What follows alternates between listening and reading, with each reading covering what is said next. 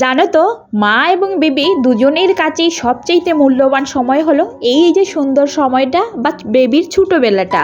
যেমন মায়ের কাছে মূল্যবান থাকে, সেটা কিন্তু বেবির কাছেও অনেক মূল্যবান। ও বুঝতে পারে না, কিন্তু মা তো বুঝতে পারে। আর কি বলতো, আমরা সংসারের কাজে না বেবিদেরকে সময় দিতে ভুলে যাই। তবে সত্যি বলতে কি বলতো, এই যে সুন্দর সময়টা পার করে যাচ্ছে, সেটা কিন্তু আর ও ফিরে পাবে না। সেই রকম আমিও কিন্তু আমার সন্তানের এই সুন্দর ছোটোবেলাটা আবার ফিরে পাবো না। তাই আমার মনে হয় সবচেয়ে বেশি সময় কাটানো দরকার বেবিদের সাথে।